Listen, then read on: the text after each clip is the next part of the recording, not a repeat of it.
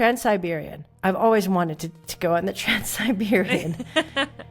4 weeks by myself across China, Mongolia, and Russia. Just pause.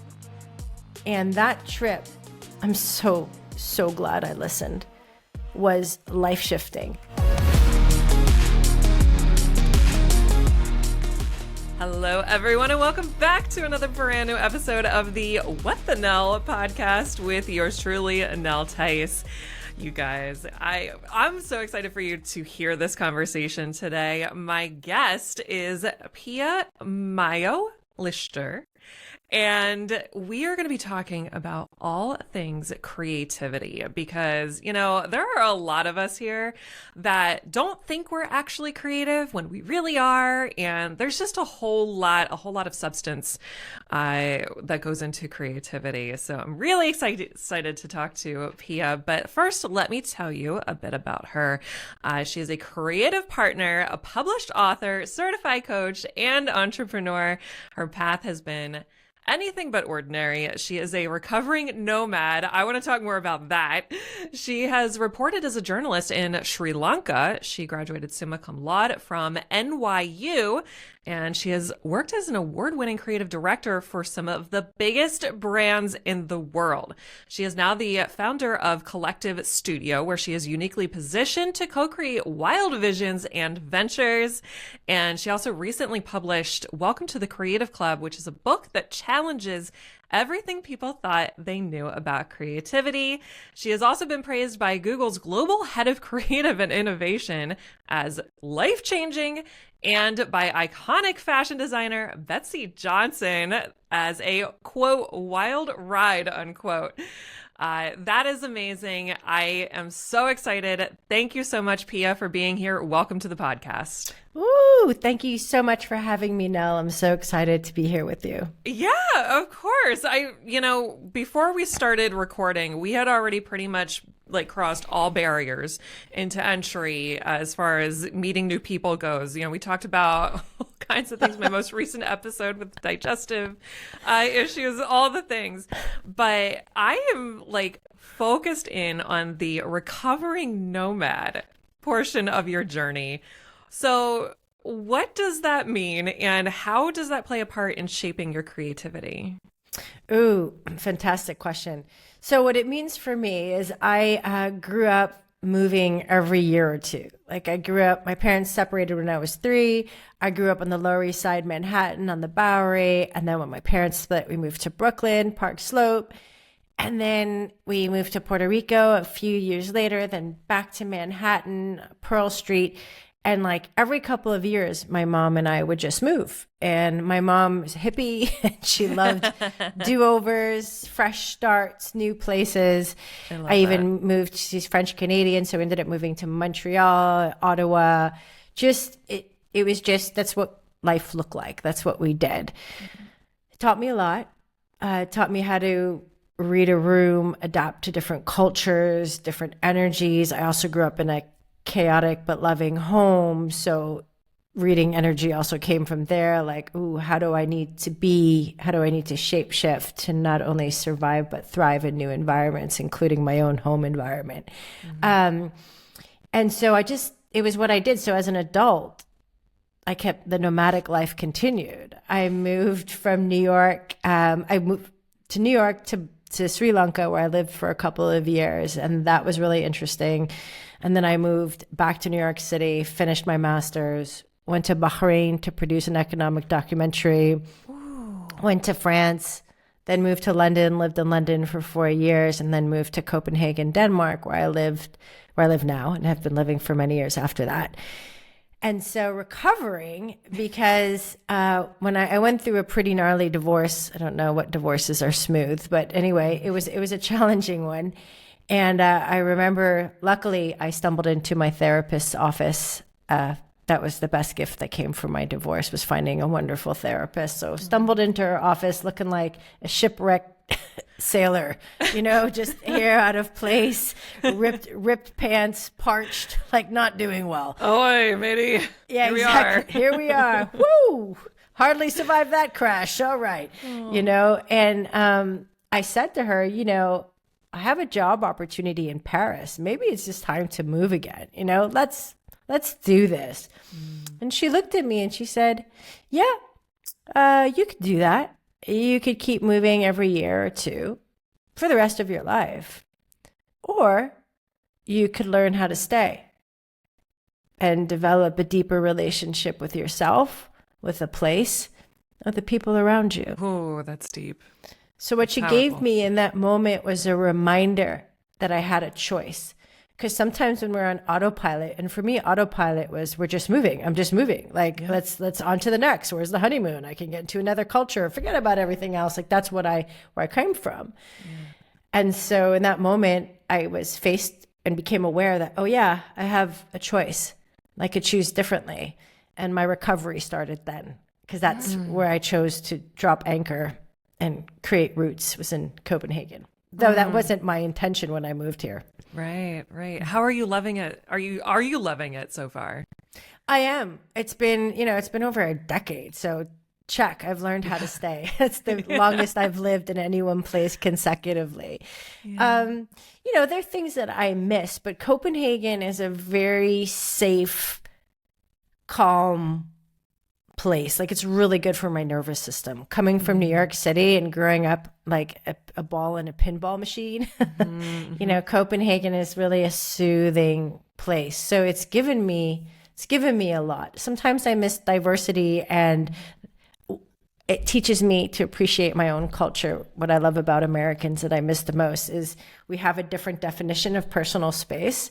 So people are often like, hi, how are you? What are you doing? And we're very outgoing and expressive, and we talk to strangers. I'm generalizing, but generally, Sure. a friendliness, like an ouverture d'esprit, an openness of our spirit that I really come to appreciate. And in Scandinavian countries, it's just the personal space. It's much larger. Like, we're here in the States, and it's just like much bigger. And it's not because people are rude. They just don't want to bother you, Sure. So this like personal space is a way of calm and respect. Like, you don't really step into someone else's grill and be like, hey, how are you? Okay. Yeah. So it's different. So I have permission to do that as a foreigner, right? So they'll say, okay, she doesn't know the rules, and then people will be friendly. I play that card even though I do know the rules, because I miss it. And so I think when I go home, I'm always like, what? I have many homes, but when I go back to my other home, I kind of relish in all that talk. Like, hi, hi, how are you? Just like this, just like we did. I mean, we talked about everything from shit to pink folders before we got on the call. Everything, right? Everything. Oh my gosh. And so I missed that. Yeah. Oh, it's amazing. Because you don't think about it as an American that's always lived in America your entire life. Like, this is just life. And similarly to you, moving around so much in your childhood and in your life, on a different level, my dad worked, we lived in Maryland. I grew up in Maryland, and he worked in California. So Monday morning, he flew out on a plane. Friday night, he came back. And I grew up thinking, and I lived in an area where a lot of kids' parents worked for the government. And I'm just thinking, doesn't everyone's parents travel for work? Like, so I'm older and I'm like traveling every chance I can get. And if I'm doing it by myself, my husband's like, well, I'm going to miss you. You're going to be gone for a week. And I'm like, yeah, so like, who cares? Like, people do this all the time. No big deal. And so that, those types of differences, especially in relationships, can really shape how you act and react and feel in your life with friendships and significant others and things like that. So I love talking to people about their travels and how that has impacted them. But I mean, as far as creativity goes, in your book, so you challenge people about what they think they know about creativity. So let's kind of start there. How do you define creativity in a way that's different from the typical, like, just artist mentality? Well, I think the answer is in your question. Like, creativity is not only solely related to artistic expression. And it's come to mean that in our society. So that's like, let's smash the myth. because creativity lives in virtually every single domain. Preach on, preach. Right? It's not just relegated to the arts. It's a big form of creativity, sure, but it's one form. Yeah. And so I think that's really the first thing that I'm looking to shake up in people, is to remove the idea that, I've heard this so many times, but I can only draw a stick figure. I'm not creative. It's like, creativity is how we solve everyday problems and challenges in delightful, unexpected, unique ways. Yeah. And we are creative every day. From the moment we wake up to the moment our head hits the pillow at night, we are creating. We just might not be consciously creating. Yeah. I love that so much. And you mentioned the stick figure. If you and I draw stick figures, sure, they might be classified as stick figure under the definition, but they're going to look entirely different. And they'll have, one might have a different expression than the other one, or different length arms, or different legs, that type of thing. That's where the creativity comes in. And, when we say the term like I'm just figuring it out. To me, figuring it out is creativity. Absolutely. And I love what you're touching on here, because I believe we are most creative when we are connected to our sort of original source, our authenticity, our unique sauce, what makes us who we are. There's only one Nell Tice in the world, and she's going to draw stick figures like nobody else can, like, no, you bet.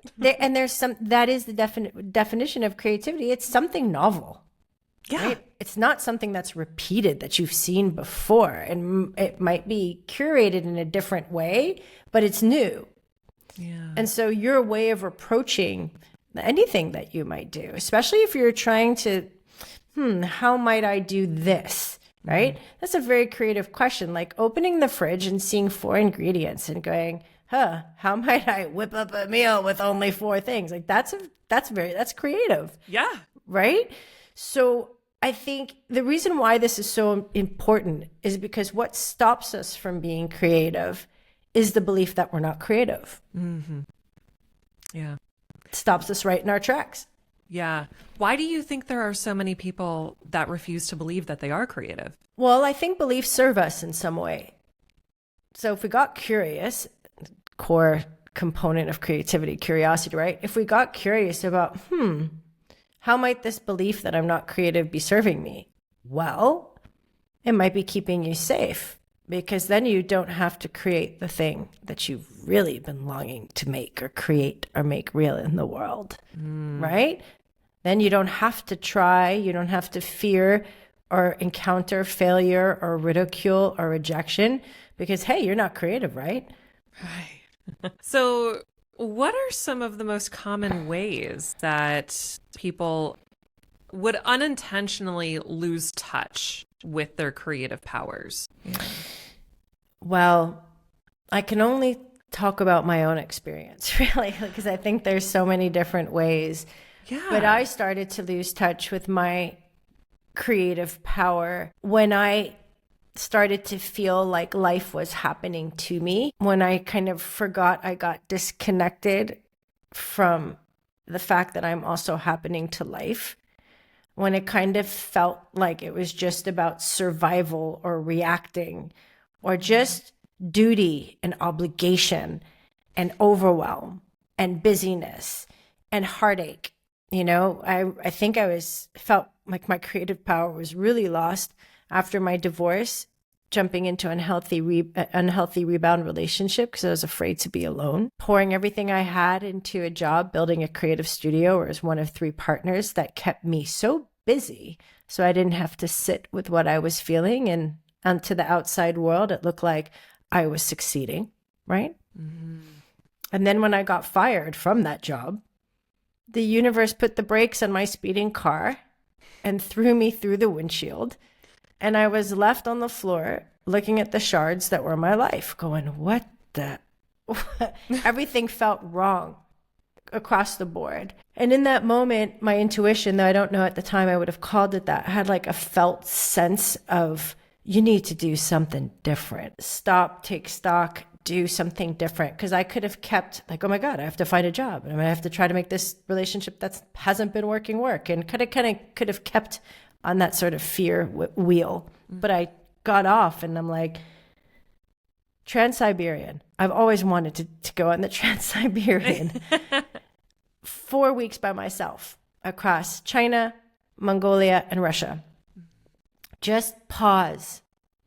And that trip, I'm so glad I listened, was life-shifting because it reminded me, it gave me two very powerful reminders and one big fat epiphany that inspires me to this day. One reminder, of course I'm going to be okay alone. I've been by myself. I left home at 17. I grew up in New York City in the 80s and 90s. Like what? What? Of course I'm going to be okay. You know, I was fine traveling. It was great. Two, I had forgotten how magical and beautiful and mysterious the world is and how much there is on offer when I am here to receive it and also see it, right? When I allow myself, it's like the Gobi Desert, and I've never seen stars shoot so brightly, and meeting all these different people, and Lenin's tomb, and just all these adventures. Like, oh my God, this was already here. I just needed to allow myself to experience it. And the big epiphany, when I was sitting back in the train car with Siberia hurtling out the window and looking ahead at a Russian guy in a wife beater, cradling a bottle of vodka, punching the steel wall, smelling sauerkraut and body odor. And I was like looking around me going, hey, wait a minute. I creatively directed this scene. Like I brought myself here. We're talking set design, costume, the cast, main character energy. Like I don't only creatively direct, I'm not only a creative director at work, because that's what I did. I'm a creative director of my life. And guess what? You don't have to be a creative director at work to creatively direct your life. Oh, that's such a mic drop moment. That's how it felt on the train. That realization, It was just like, because I was just sitting back and go, whoa. Life is not only happening to me, I'm also happening to life. I made this. I creatively directed this scene, and I can keep doing that. And in that moment, it was like the metaphorical train tracks shifted, and we feel that shift, and life started. The transformation had really begun. And that was, oh man, I want to say that was at least 8 years ago. Yeah. And kudos to you for recognizing that feeling of needing to take a beat and truly open up and receive what you were able to get from that experience. I think that when it feels like we lost everything, because that's how it felt in that moment, my job, the marriage, relationship, everything, it can give us a lot of courage. Because like, what do we got to lose? Nothing really. I mean, why not do that thing? Right. Yeah. Wow, that's so true. So true. And I know so many people can resonate with that. So for someone that feels like their creativity has gone dormant, or and this is, I think, especially creative entrepreneurs struggle with this so much because, like you said, there's the feelings of overwhelm and the obligations and the logistical side of things that has to happen for a business to run. And you're over here just like, I just wanted to do the thing that I do, we've got to make it all work. So there's this constant push and pull. So I think a lot of times so many creative entrepreneurs just fall into that rut and they lose touch with their creativity, or it goes dormant, I guess you could say. But what do you think, or what would you advise as the first step to waking that side up of you again? Oh God, I could talk about so many different layers to what you just said. So I'm gonna answer that question. But as a creative entrepreneur myself, I want to say that entrepreneurship gives us the chance to redefine our relationship with life. And what I mean by that is, as entrepreneurs, we come face to face with uncertainty every day. And life is uncertain. But if you're in a salaried position or you have other types of scaffolding, it can feel like it's more certain, even though it's not, of course. Anything can happen. You can get fired, sure. But you have the illusion of certainty that can kind of keep us calm. So when we're an entrepreneur, we come face to face with it and we get to decide how we want to be with it. How can we build our capacity to be in uncertainty?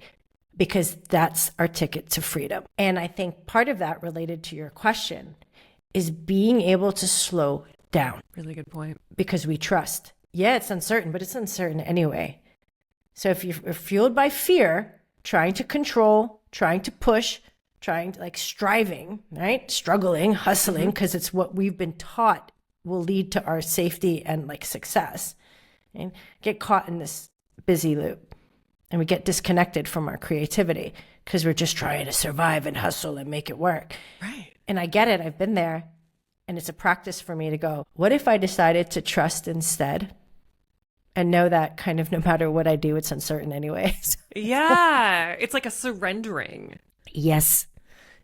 Yes. A surrendering and a trusting and getting curious about what is it that you really love to do? What is it that you really love to create? Why did you start this creative business in the first place? And how can we direct our energy towards that?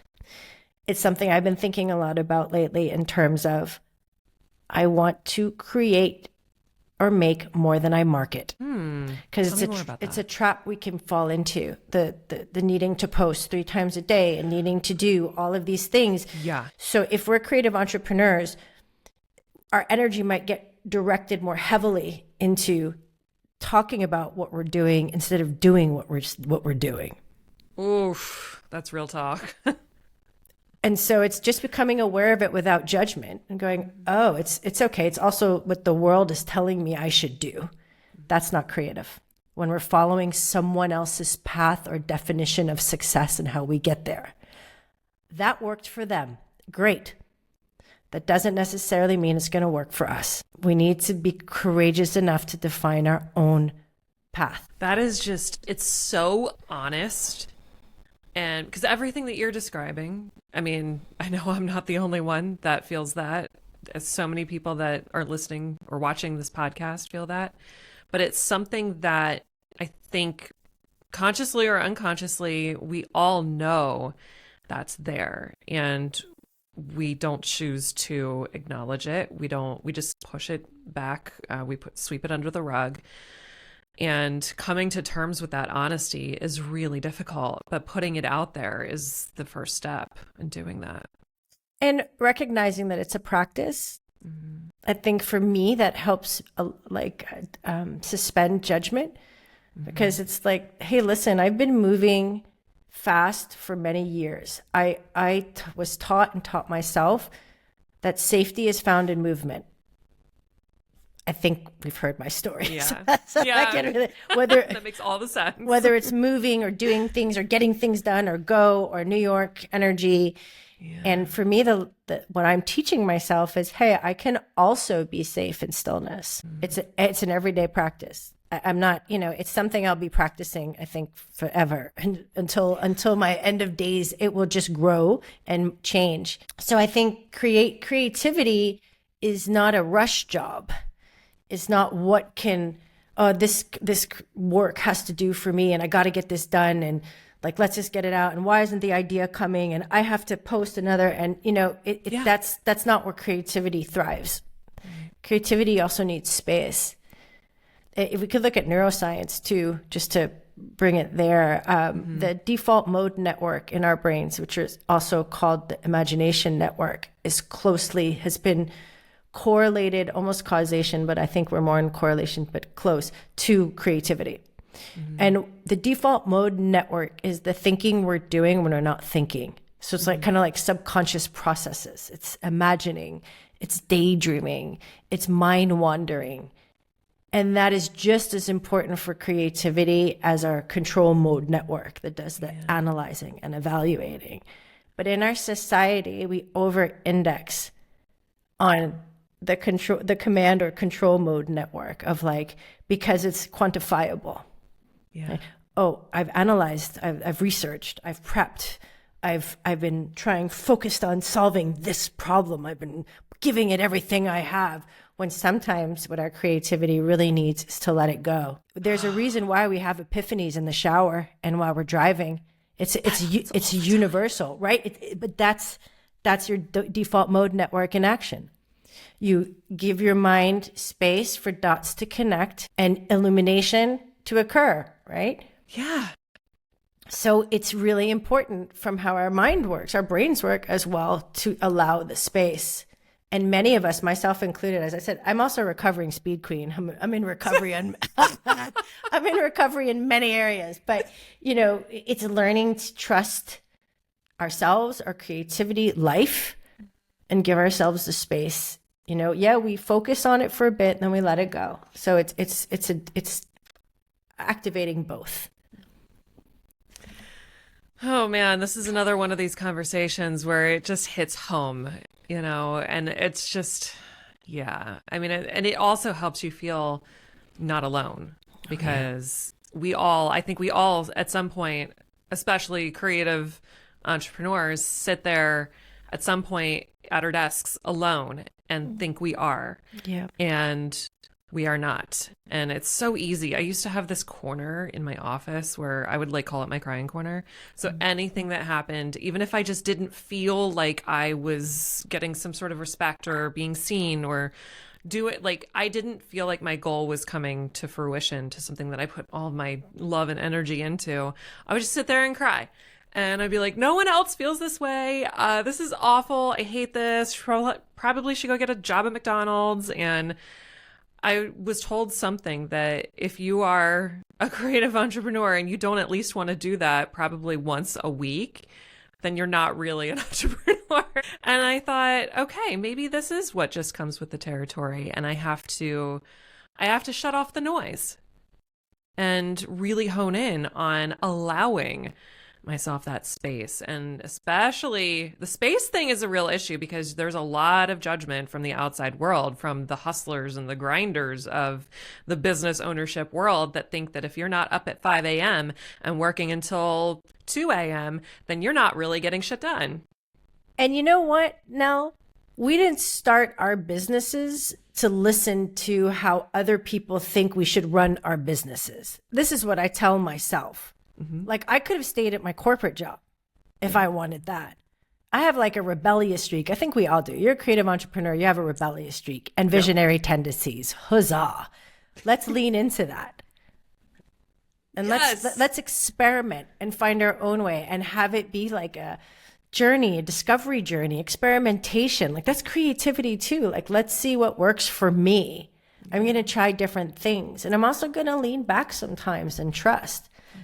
The first year of my business, I didn't have a crying corner, but I love that, by the way. I love that you allowed yourself to feel the feels, because that's how we process them, right? Too, yeah. They're there. They come up. They have data. They're telling you something. This really matters to you. It's important to you. Yeah. That's what it's also telling you, I think. And so when I first started that first year, I had anxiety, because I'm next client pipeline, survival. I hear that. It was just really and I had to, calm myself down. And I remember what I used to do. I'll get to that in a minute. What I used to do is when I would get into this anxiety what if loop, I did two things. One was I would say, hey, if I became aware and caught myself, where are you? Oh, I'm here. What's here like? It's pretty good, actually. All right, stay here. Anxiety comes from future casting. All the possible scenarios, all the things that might happen, but that's just fiction. And we can the second thing was, if we're going to play the what if game. Oh, what if I fail? What if this doesn't work out? What if I, don't have any more savings left? What if? What if I don't have a new client? What if? We could go on and on. Mm-hmm. I could flip it and play the what if positive game. What if I succeed wildly beyond my biggest dreams? What if there's mystery that I have yet to discover? What if like I'm creative beyond anything, go on and on and on. Actually, it's funny how those don't come as easy as the negative ones, because the negative ones are on repeat. So it has to be a very conscious effort, even for me, to write it down. Like hey, 5 positive ones, let's write it down. Yeah. What are 5 positive what if future scenarios? Right. Just to even the playing field a bit, Yeah. And so the thing I was going to mention is after that first year, the anxiety lessened. I got much better.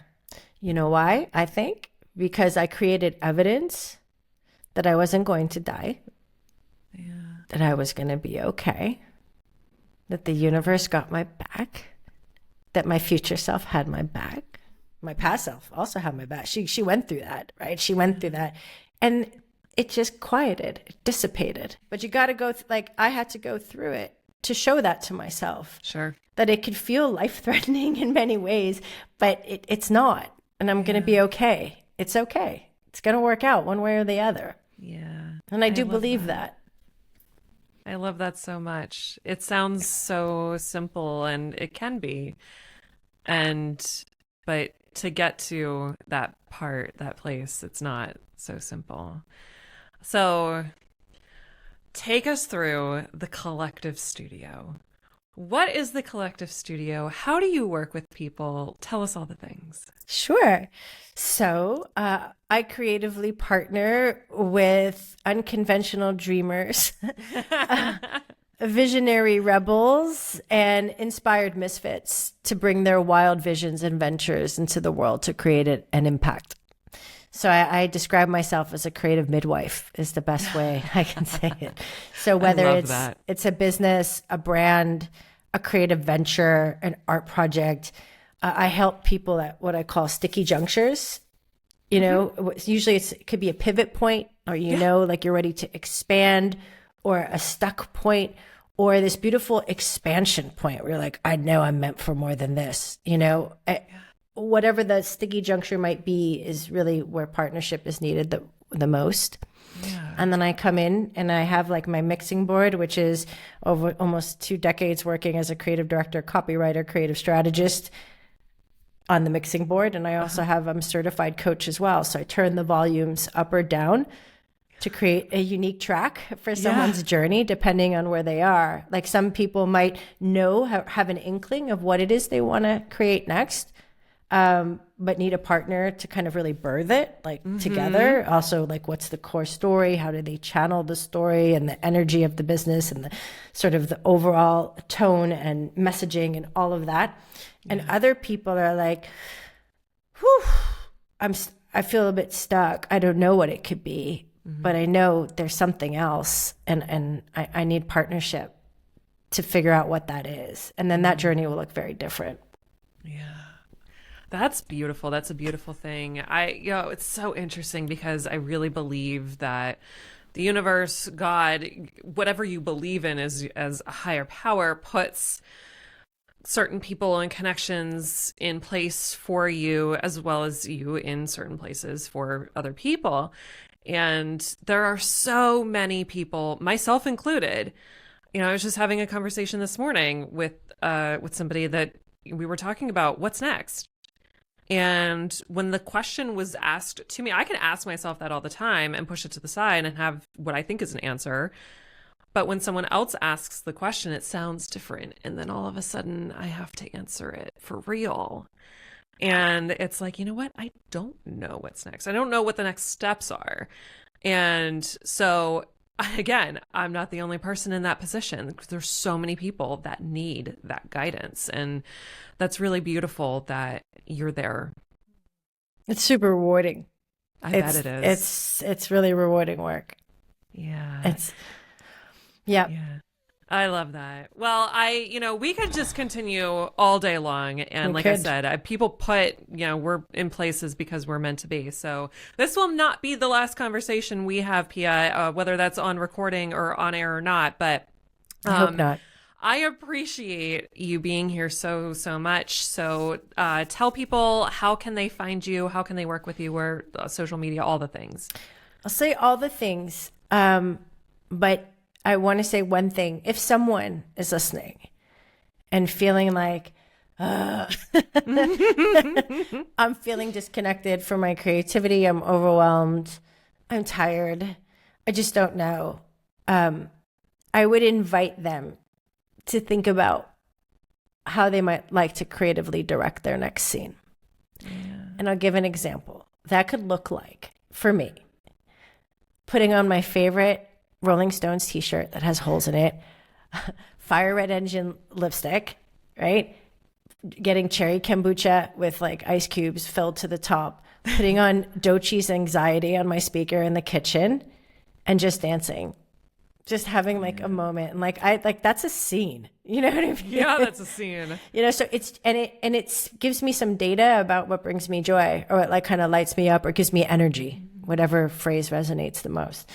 Is, you know, music, freedom. Because to me, that's freedom. I think we're often, we think, many of us, at least what I've experienced with myself and with my clients, it's like we think it's a thing that we're after. When I get this, when I get here, when I get this amount of money, when I am able to get this house, then I'll be fulfilled or happy. Well, that thing will just be replaced by another thing, because I believe what we're really after is a feeling. It's not the thing itself, it's the feeling the thing will give you. And if we can get curious about the feeling we're after, what is it that's going to give you?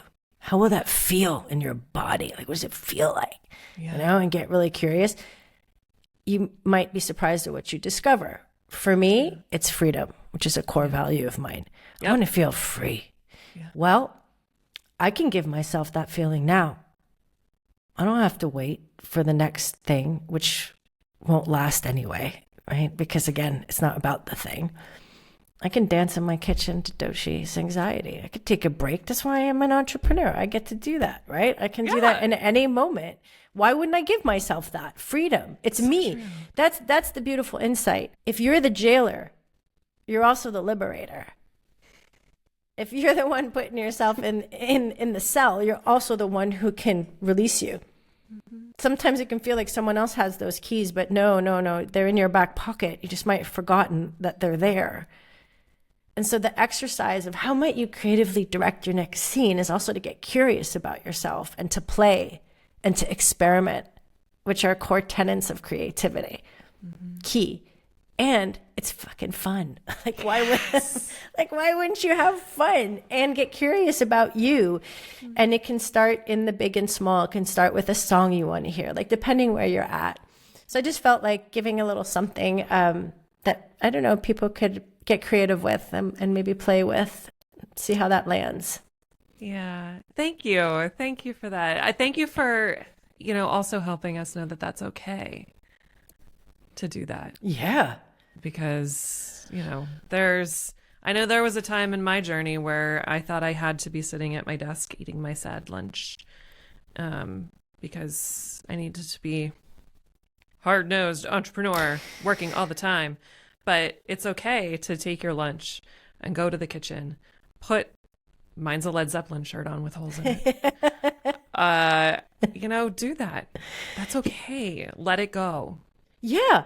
And the whole thing is that script that we've been given, hustle 24/7, eat in front of your computer, stay chained to your desk. That's just a story someone created.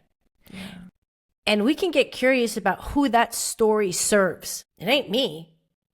It serves capitalism, or it serves a system, or but it doesn't serve me. Yep. And you know what? This is my life. It's your life. And as entrepreneurs, I feel that there's that energy of like, hey, I'm going to build this thing. Mm-hmm. Well, you get to, not only are you building a business, you're designing a life. And we can't forget that, because what's a business? The business empowers and enables the life we want to live. It's not the other way around. Mm-hmm. And if a good life is sitting at your desk eating lunch in front of your computer, then more power to you. But it's just make a conscious choice. So there's no judgment or one way or the other way. It's just make sure it's your choice. Yeah.